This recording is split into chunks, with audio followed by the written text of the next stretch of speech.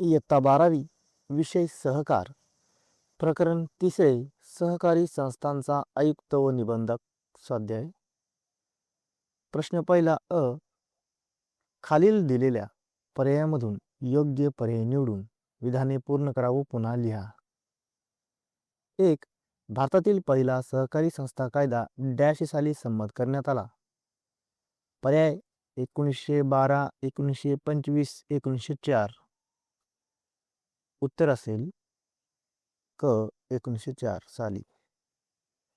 2. नोंदणी अर्जासोबत उपविधीच्या डॅश प्रती जोडावे लागतात. 4, 2, 6. उत्तर असेल 4. 3. सहकारी संस्थांवर देखरेख व नियंत्रण ठेवण्यासाठी महाराष्ट्र शासनाने डॅश नियुक्ती केलेली आहे. प्रवर्तकाची, सहकार व आयुक्त व निबंधकाची सचिवाची. उत्तर असेल ब सहकार आयुक्त व निबंधकाची. 4. सहकारी संस्थाकरिता डॅश कडून सहकार आयुक्त व निबंधकाची नेमणूक करण्यात येते. पर्याय केंद्र शासन, राज्य शासन, स्थानिक स्वराज्य संस्था. उत्तर राज्य शासन. 5. सहकार आयुक्त व निबंधक डॅश स्तरावर कार्य करतात. तालुका, राज्य, जिल्हा. उत्तर राज्य. 6. सहकार आयुक्त व निबंधक हा डॅश प्रशासकीय अधिकारी असावा. पर्याय मवाळ, अकार्यक्षम, कठोर. उत्तर कठोर. 7. सहाय्यक निबंधकाची नेमणूक डॅश स्तरावर होते. पर्याय तालुका, विभागीय, राज्य. तालुका. ब योग्य जोड्या जुळवा. तर मित्रांनो या जोड्या आहेत. याचं उत्तर असेल महाराष्ट्र सहकारी संस्था कायदा 1960. सहकार आयुक्त व निबंधकाचे कार्यालय पुणे. जिल्हा उपनिबंधक जिल्हा स्तर. सहकारी क्षेत्राचे नेतृत्व करणे, विकासात्मक कार्य. भारतातील पहिला सहकारी संस्था कायदा 1904. क खालील विधानासाठी एक शब्द किंवा शब्दसमूह लिहा. 1. सहकारी संस्थांची नोंदणी करणारा अधिकारी निबंधक. 2. सहकारी संस्थांचे वर्गीकरण करणारा अधिकारी सहकार आयुक्त व निबंधक. 3. सहकारी संस्थांचे जिल्हा स्तरावर नियंत्रण करणारा प्रमुख नियंत्रक अधिकारी जिल्हा उपनिबंधक. 4. विभागीय स्तरावरील सहकारी संस्थांचे नियंत्रण करणारा अधिकारी विभागीय सहनिबंधक. 5. सहकारी संस्थेच्या उपविधीस मान्यता देणारा अधिकारी सहकार आयुक्त व निबंधक. ड खालील विधाने चूक किंवा बरोबर ते लिहा. 1. सहकार आयुक्त व निबंधक सहकारी चळवळीवर नियंत्रण ठेवतात. बरोबर. 2. सहकारी संस्थेच्या आयुक्त व निबंधकाची नियुक्ती केंद्र शासन करते. चूक. 3. सहकार आयुक्त व निबंधक कठोर प्रशासक असावा. बरोबर. 4. सहकार आयुक्त व निबंधकांना न्यायनिवाडा करण्याचा अधिकार असतो. बरोबर. 5. सहकार आयुक्त व निबंधक राज्यातील सहकारी चळवळीचा सर्वोच्च अधिकारी असतो. बरोबर. 6. सहकार आयुक्त व निबंधक सहकारी संस्थेची नोंदणी करतात. बरोबर. ही खालील विधाने पूर्ण करा. 1. सहकार शिक्षण व प्रशिक्षण देणे हे निबंधकाचे डॅश कार्य आहे.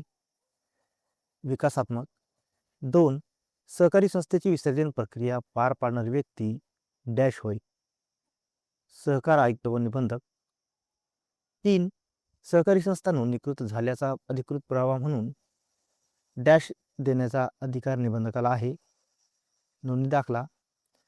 सहकारी संस्था आणि सरकार यांच्यामधील सहकार आयुक्त व निबंधक हा महत्त्वाचा दुवा आहे. 5. भारतातील दुसरा सहकारी कायदा 1912 साली संमत झाला. 6. नोंदणी अर्जासोबत उपविधीच्या 4 प्रती जोडावे लागतात. प. अचूक पर्याय निवडा. 1. सहकार आयुक्त व निबंधक नोंदणी करणे. 2. पुणे सहकार आयुक्त व निबंधक कार्यालय. 3. महाराष्ट्र सहकारी संस्था कायदा 1960. 4. जिल्हास्तर जिल्हा उपनिबंधक. 5. भारतातील पहिला सहकारी कायदा 1904.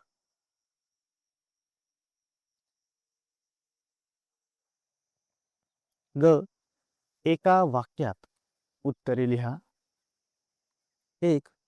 सहकार आयुक्त व निबंधक म्हणजे काय? उत्तर. सहकारी संस्थांवर नियंत्रण ठेवण्यासाठी राज्य शासनाने नेमलेला सर्वोच्च अधिकारी म्हणजे सहकार आयुक्त व निबंधक होय. 2. निबंधकाची वैधानिक कार्य म्हणजे काय? उत्तर. सरकार कायद्याच्या तरतुदीनुसार सहकारी संस्थांची नोंदणी, पोटनियम मंजुरी व न्यायनिवाडा करणे ही निबंधकाची वैधानिक कार्य होत. 3. निबंधकाची विकासात्मक कार्य म्हणजे काय? उत्तर. सहकारी संस्थांचा विकास करण्यासाठी मार्गदर्शन, प्रशिक्षण व आर्थिक मदत देणे ही निबंधकाची कार्य होत. 4. उपविधी म्हणजे काय? उत्तर. सहकारी संस्थेच्या कार्यपद्धती व व्यवस्थापनासाठी तयार केलेले नियम म्हणजे उपविधी होत. प्रश्न दुसरा आहे. खालील संज्ञा स्पष्ट करा. 1. सहकार आयुक्त व निबंधक. उत्तर. सहकारी संस्थांवर नियंत्रण ठेवण्यासाठी, त्यांची नोंदणी करण्यासाठी व सहकारी चळवळीचा विकास घडवून आणण्यासाठी राज्य शासनाने नेमलेला सर्वोच्च अधिकारी म्हणजे सहकार आयुक्त व निबंधक होय. महाराष्ट्र सहकारी संस्था कायदा 1960 नुसार या अधिकाऱ्याची नियुक्ती केली जाते. सहकार आयुक्त व निबंधक हे सहकार खात्याचे प्रमुख असून त्यांच्या नियंत्रणाखाली राज्यातील सर्व सहकारी संस्था कार्य करतात. ते संस्थांची नोंदणी करणे, पोटनियमांना मंजुरी देणे, संस्थांच्या कारभारावर देखरेख ठेवणे, वादांचा न्यायनिवाडा करणे तसेच आवश्यक असल्यास संस्थेचे विसर्जन करणे अशी महत्त्वाची कार्ये पार पाडतात. सहकारी क्षेत्राचा विकास, मार्गदर्शन, समन्वय व नियंत्रण या सर्व बाबींमध्ये त्यांची भूमिका अत्यंत महत्त्वाची असते. 2. लवाद. उत्तर. सहकारी संस्थेमध्ये निर्माण होणारे वाद, तंटे व मतभेद सोडवून न्यायनिवाडा करण्याची प्रक्रिया किंवा व्यवस्था म्हणजे लवाद होय. सहकारी संस्थेच्या कारभारात सभासद, संचालक किंवा संस्थेमधील इतर घटकांमध्ये मतभेद निर्माण झाले असते निबंधकाकडे मांडले जातात. निबंधक दोन्ही पक्षांचे म्हणणे ऐकून, उपलब्ध पुरावे तपासून व सहकार कायदा व पोटनियमांच्या आधारे निष्पक्षपणे निर्णय देतो. त्यामुळे निबंधक हा न्यायाधीशाप्रमाणे काम करतो. लवादामुळे सहकारी संस्थांमध्ये शिस्त राखली जाते व वाद लवकर निकाली निघतात. 3. उपविधी किंवा पोटनियम. उत्तर. सहकारी संस्थेचे कार्यपद्धती, व्यवस्थापन, सभासदत्व व आर्थिक व्यवहार, सभायोजन इत्यादी बाबींचे नियम ज्यामध्ये नमूद केलेले असतात त्यांना उपविधी किंवा पोटनियम म्हणतात. संस्था नोंदणी करताना उपविधी तयार करून त्याच्या प्रति निबंधकाकडे सादर कराव्या लागतात. निबंधक हे उपविधी सहकार कायद्याशी सुसंगत आहेत की नाही याची तपासणी करून त्यांना मंजुरी देतो. संस्थेचा दैनंदिन कारभार हा या उपविधीनुसार चालतो. गरज पडल्यास उपविधीमध्ये बदल करून त्यालाही निबंधकाची मंजुरी घ्यावी लागते. त्यामुळे उपविधी हे सरकारी संस्थेचे मूलभूत मार्गदर्शक दस्तऐवज मानले जातात. प्रश्न तिसरा आहे. स्वमत लिहा किंवा उपयोजनावर आधारित प्रश्न. 1. सहकार आयुक्त व निबंधक हा सहकारी संस्थेचा निर्माता, पालनकर्ता, विसर्जक असतो. उत्तर. हे विधान योग्य आहे. सहकार आयुक्त व निबंधक सहकारी संस्थेच्या स्थापनेपासून ते तिच्या समाप्तीपर्यंत महत्त्वाची भूमिका पार पाडतो. सर्वप्रथम तो संस्थेची नोंदणी करून तिला कायदेशीर अस्तित्व देतो, म्हणून तो निर्माता ठरतो. त्यानंतर संस्थेचा कारभार योग्य पद्धतीने चालतो की नाही यावर देखरेख ठेवतो, मार्गदर्शन करतो, त्रुटी दाखवून सुधारणा घडवून आणतो. त्यामुळे तो पालनकर्ता म्हणून काम करतो. जर एखादी संस्था कायद्याचे पालन करत नसेल, आर्थिकदृष्ट्या कमजोर झाली असेल किंवा गैरव्यवहार होत असतील तर निबंधक त्या संस्थेचे विसर्जन म्हणजे समाप्तीकरण करू शकतो, म्हणून तो विसर्जक देखील असतो. त्यामुळे सहकारी संस्थेच्या संपूर्ण जीवनचक्रात निबंधकाची भूमिका अत्यंत महत्त्वाची असते. 2. सहकार आयुक्त व निबंधक हा कठोर प्रशासक असावा. उत्तर: हे विधान योग्य आहे. सहकारी संस्थांमध्ये आर्थिक व्यवहार मोठ्या प्रमाणावर होत असल्यामुळे गैरव्यवहार, अफरातफर किंवा भ्रष्टाचार होण्याची शक्यता असते.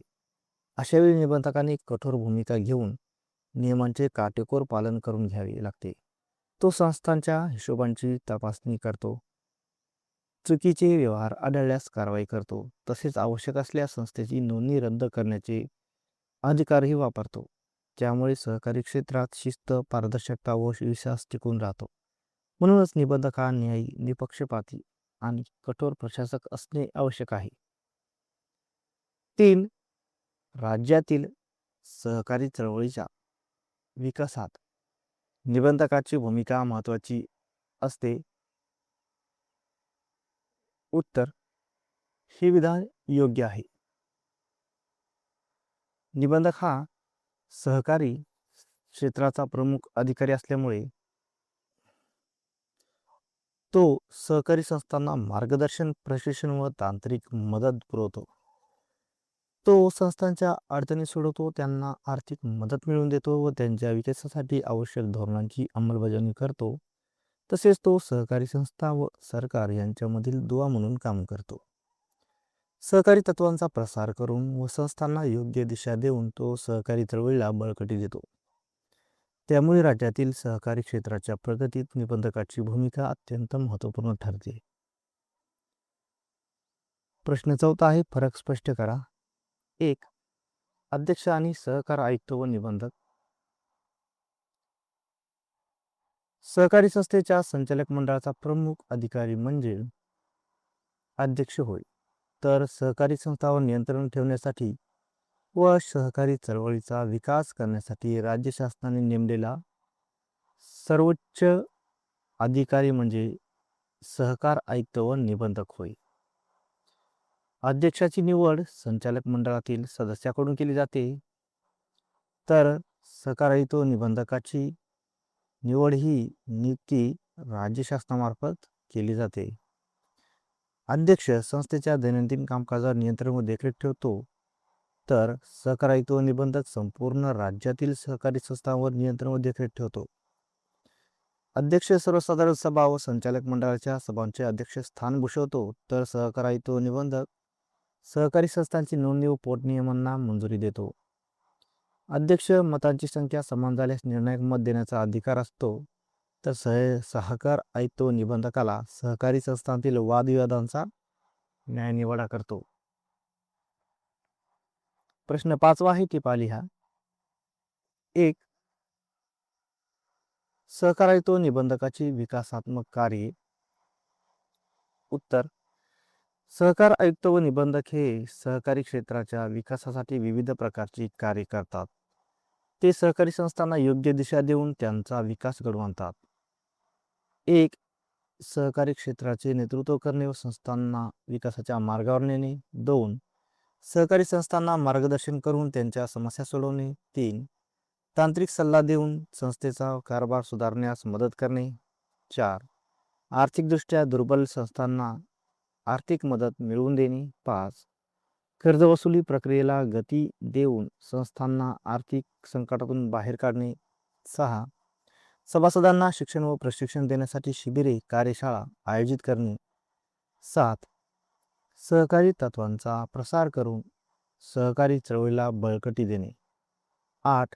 संस्थांच्या कार्यक्षमतेत वाढ करून त्यांच्या गुणात्मक विकासाला चालना देणे.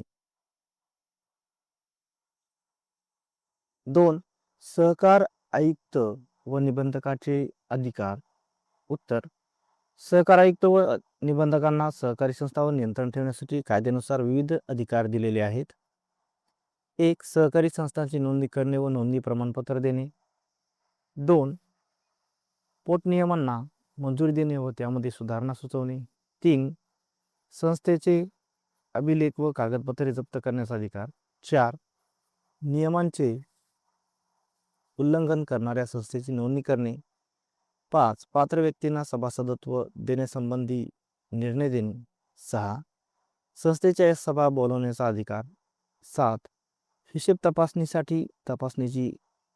तपासणीसाठी नियुक्ती करणे. 8. सहकारी संस्थांचे विलिनीकरण किंवा विभाजन करण्याचा अधिकार.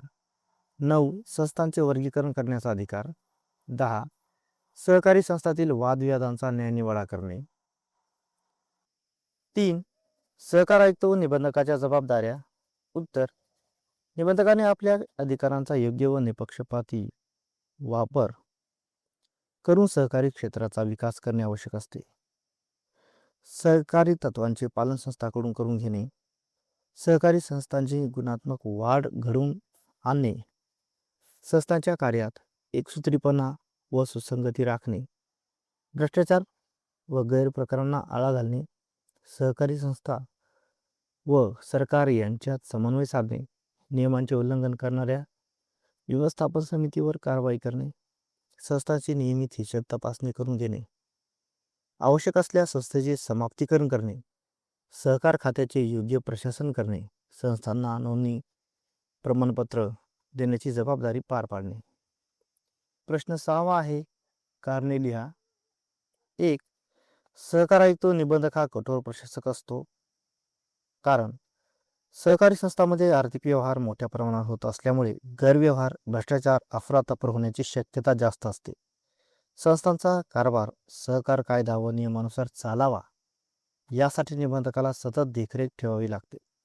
चुकीचे व्यवहार आढळल्यास त्यांच्यावर त्वरित कारवाई करणे, दंडात्मक उपाययोजना करणे किंवा संस्थेची नोंदणी रद्द करणे अशी कठोर पावले उचलावी लागतात. त्यामुळे सहकारी क्षेत्रात शिस्त, पारदर्शकता व विश्वास टिकवण्यासाठी निबंधक हा कठोर प्रशासक असणे आवश्यक ठरते. 2. सहकार आयुक्त व निबंधक हे राज्यातील सहकारी चळवळीचे नियंत्रण करतात. उत्तर: कारण सहकार आयुक्त व निबंधक हे सहकारी क्षेत्राचे सर्वोच्च अधिकारी असून त्यांच्याकडे संपूर्ण राज्यातील सहकारी संस्थांची देखरेख व नियंत्रणाची जबाबदारी असते. ते सहकार कायदा, नियम व शासनाच्या धोरणांची अंमलबजावणी करून घेतात.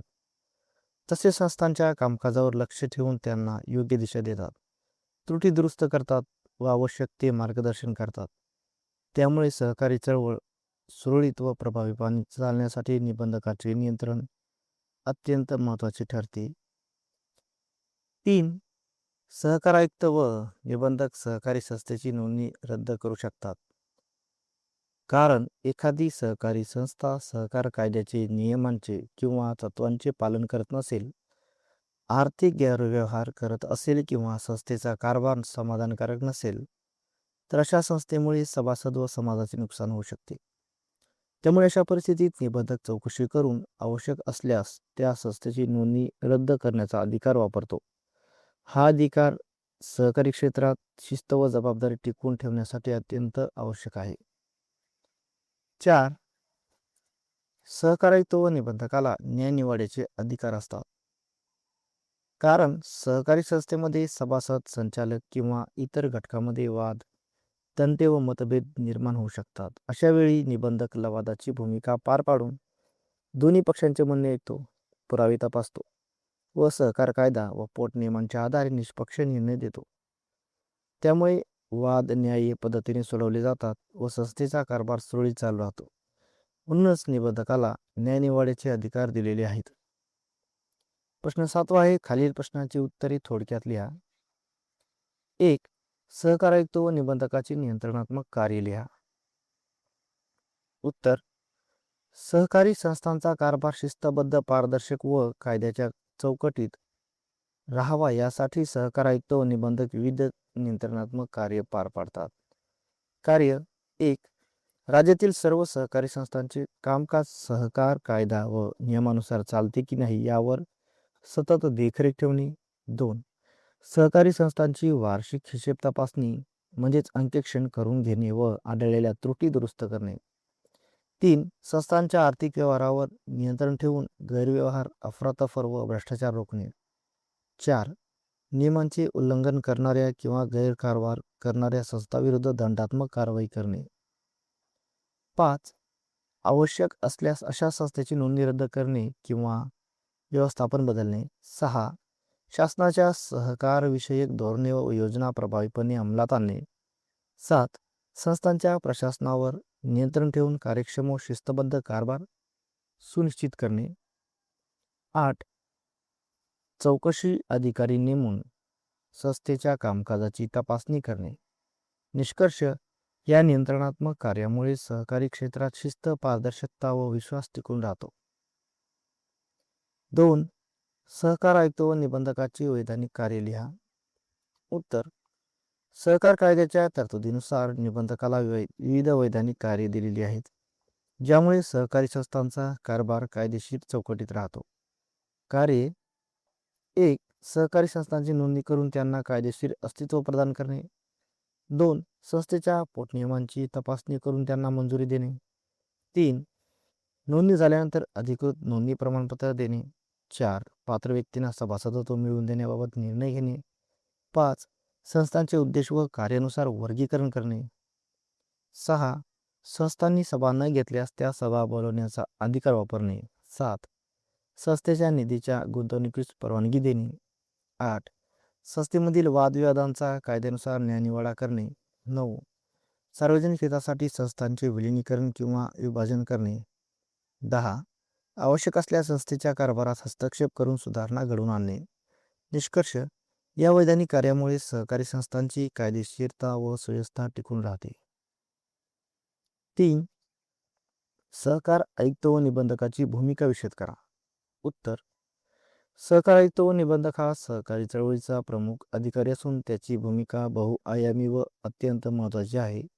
भूमिका: 1. प्रतिनिधी, राज्य सरकारच्या धोरणांची अंमलबजावणी करतो व संस्थांच्या समस्या शासनापर्यंत पोहोचवतो. 2. नेता, सहकारी चळवळीला दिशा देऊन तिचा विकास घडवतो. 3. दुवा, सहकारी संस्था व सरकार यांच्यात समन्वय राखतो. 4. पालकत्व, संस्थांचे संगोपन करून त्यांची वाढ व प्रगती साधतो. 5. मार्गदर्शक, संस्थांना तांत्रिक, आर्थिक व प्रशासकीय मार्गदर्शन करतो. 6. कठोर प्रशासक, नियमांचे पालन करून घेण्यासाठी कठोर भूमिका घेतो. 7. लवाद, वादविवादांचा न्यायनिवाडा करून शिस्त राखतो. 8. निर्माता, पालनकर्ता, विसर्जक, संस्था नोंदणीपासून विसर्जनापर्यंत सर्व टप्प्यात भूमिका पार पाडतो. 9. संस्था समाप्तीकरण, आवश्यक असल्यास संस्थेचे विलयन किंवा समाप्तीकरण करतो. 10. सुधारक, संस्थांच्या कार्यात सुधारणा घडवून त्यांना अधिक कार्यक्षम बनवतो. निष्कर्ष: निबंधकाची भूमिका सहकारी चळवळीच्या यशस्वीतेचा पाया असून त्याशिवाय सहकारी क्षेत्राचा विकास शक्य नाही. 4. सहकार आयुक्त व निबंधकाची विकासात्मक कार्ये लिहा.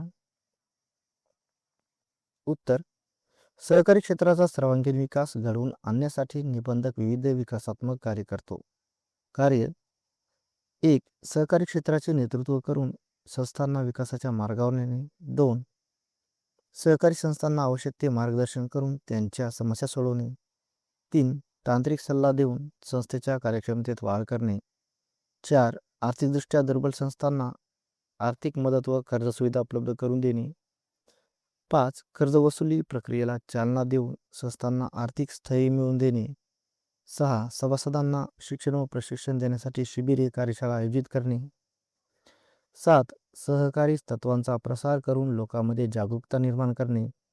8. नवीन सहकारी संस्था स्थापन करण्यास प्रोत्साहन देणे. 9. संस्थांची गुणवत्ता, कार्यक्षमता व उत्पादकता वाढवते. 10. सहकारी क्षेत्रात नवतंत्रज्ञान व आधुनिक पद्धतींचा वापर वाढवणे. निष्कर्ष: या विकासात्मक कार्यामुळे सहकारी चळवळीचा विस्तार होऊन समाजाच्या आर्थिक विकासाला चालना मिळते. प्रश्न 8 आहे दीर्घोत्तरी प्रश्न. 1. सहकार आयुक्त व निबंधकाची भूमिका स्पष्ट करा. उत्तर: सहकार आयुक्त व निबंधक हा सहकारी क्षेत्राचा सर्वोच्च अधिकारी असून सहकारी चळवळीच्या नियोजन, नियंत्रण व विकासामध्ये त्याची भूमिका अत्यंत महत्त्वपूर्ण आहे. सहकारी संस्था आर्थिकदृष्ट्या दुर्बल घटकांसाठी कार्य करत असल्यामुळे त्यांना योग्य दिशा देणे आवश्यक असते. ही जबाबदारी निबंधक पार पाडतो. भूमिका: 1. प्रतिनिधी, राज्य सरकारच्या सहकारविषयक धोरणांची अंमलबजावणी करतो व संस्थांच्या अडचणी सरकारपर्यंत पोहोचवतो. 2. नेता, सहकारी चळवळीचे नेतृत्व करून संस्थांना प्रगतीच्या मार्गावर नेतो. 3. दुवा, सहकारी संस्था व राज्य सरकार यांच्यामध्ये समन्वय साधतो. 4. पालकत्व. संस्थांचे संगोपन करून त्यांची वाढ व विकास घडवून आणतो. 5. मार्गदर्शक. अडचणीच्या वेळी योग्य सल्ला, सूचना व मदत करतो. 6. कठोर प्रशासक. सहकार कायद्याचे पालन करून घेण्यासाठी कठोर नियंत्रण ठेवतो. 7. लवाद. संस्थांमधील वादविवाद सोडून न्यायनिवाडा करतो. 8. निर्माता. संस्थांची नोंदणी करून त्यांना कायदेशीर अस्तित्व देतो. 9. पालनकर्ता. संस्थांच्या कामकाजावर देखरेख ठेवतो व सुधारणा घडवतो. 10. विसर्जक. आवश्यक असल्यास संस्थेचे समाप्तीकरण करतो. 11. समन्वयक. विविध सहकारी संस्थांमध्ये समन्वय राखून एकसूत्रीपणा निर्माण करतो. 12. प्रेरणादायी व्यक्ती. सहकारी तत्वांचा प्रसार करून सभासदांना प्रेरणा देतो. निष्कर्ष. सहकार आयुक्त व निबंधक हा सहकारी चळवळीचा पाया असून त्याच्या प्रभावी भूमिकेमुळे सहकारी क्षेत्राची प्रगती व स्थैर्य टिकून राहते. 2. सहकार आयुक्त व निबंधकाची वैधानिक कार्य स्पष्ट करा. उत्तर. सहकार कायद्याच्या चौकटीत राहून सहकारी संस्थांचे नियमन करण्यासाठी निबंधक विविध वैधानिक कार्य पार पाडतो. 1. सहकारी संस्थांची नोंदणी करून कायदेशीर मान्यता देणे. 2. पोटनियमांची तपासणी करून त्यांना मंजुरी देणे. 3. नोंदणी प्रमाणपत्र देणे हा कायदेशीर पुरावा प्रदान करणे. 4. पात्र व्यक्तींना सभासदत्व मिळवून देणे. 5. संस्थांचे वर्गीकरण करून त्यांच्या कार्यक्षेत्राची निश्चिती करणे. 6. संस्थांनी सभा घेतल्या नसल्यास त्या सभा बोलावणे. 7. निधीच्या गुंतवणुकीस मंजुरी देऊन आर्थिक शिस्त राखणे. 8. संस्थेमधील वादविवादांचा न्यायनिवाडा करणे. 9. सार्वजनिक हितासाठी संस्थांचे एकत्रीकरण किंवा विभाजन करणे. 10. कायद्याचे उल्लंघन झाल्यास आवश्यक कारवाई करणे. 11. नोंदणीसाठी आलेल्या कागदपत्रांची तपासणी करणे. 12. सहकारी तत्वांचे पालन सुनिश्चित करणे. निष्कर्ष. या कार्यामुळे सहकारी संस्था कायदेशीर चौकटीत राहून पारदर्शक व शिस्तबद्धपणे कार्य करतात. 3. सहकार आयुक्त व निबंधकाच्या जबाबदाऱ्या स्पष्ट करा. उत्तर. निबंधक हा केवळ अधिकारी नसून सहकारी क्षेत्राचा रक्षक आहे, ज्याच्यावर अनेक महत्वाच्या जबाबदाऱ्या सोपविलेल्या असतात. जबाबदाऱ्या. 1. सहकारी संस्थांचे पालन संस्थांकडून करून घेणे. 2. सहकारी संस्थांची गुणात्मक वाढ कार्यक्षमता वाढवणे. 3. संस्थांमध्ये एकसूत्रीपणा व समन्वय राखणे. 4. भ्रष्टाचार, गैरप्रकार व अफरातफर रोखणे. 5. शासन व सहकारी संस्था यांच्यात समन्वय साधणे. 6. नियमांचे उल्लंघन करणाऱ्या व्यवस्थापनावर कारवाई करणे. 7. हिशेब तपासणी नियमित करून घेणे. 8. अकार्यक्षम संस्थांची पुनर्रचना किंवा समाप्तीकरण करणे. 9. सहकार खात्याचे प्रभावी प्रशासन करणे. 10. सभासदांना शिक्षण व प्रशिक्षण उपलब्ध करून देणे. 11. सहकारी चळवळीचा प्रसार व विकास करणे. 12. संस्थेच्या विहिताचे संरक्षण करणे. निष्कर्ष. या जबाबदाऱ्यामुळे सहकारी क्षेत्रात पारदर्शकता, शिस्त व विश्वास निर्माण होतो. 4. सहकार आयुक्त व निबंधकाचे अधिकार स्पष्ट करा. उत्तर. निबंधकाला प्रभावी नियंत्रणासाठी विस्तृत अधिकार दिलेले असून हे अधिकार सहकार क्षेत्राच्या सुव्यवस्थेसाठी आवश्यक आहेत. अधिकार आहे. 1. सहकारी संस्थांची नोंदणी करणे व प्रमाणपत्र देणे. 2. पोटनियमांना मंजुरी देणे व बदल सुचवणे. 3. संस्थेचे अभिलेख व कागदपत्रे जप्त करणे. 4. नियमभंग करणाऱ्या संस्थेची नोंदणी रद्द करणे. 5. पात्र व्यक्तींना सभासदत्व देण्याचा निर्णय घेणे. 6. सभा बोलावणे व विशेष सभा आयोजित करणे. 7. हिशेब तपासणीची नियुक्ती करणे. 8. संस्थांचे विलिनीकरण व विभाजन करणे. 9. संस्थांचे वर्गीकरण करणे. 10. वादविवादांचा न्यायनिवाडा करणे. 11. आर्थिक व्यवहारावर नियंत्रण ठेवणे. 12. संस्थांना आवश्यक सूचना व आदेश देणे. निष्कर्ष. या अधिकारामुळे निबंधक सहकारी संस्थांवर प्रभावी नियंत्रण ठेवून त्यांचा विकास, शिस्त व पारदर्शकता सुनिश्चित करतो.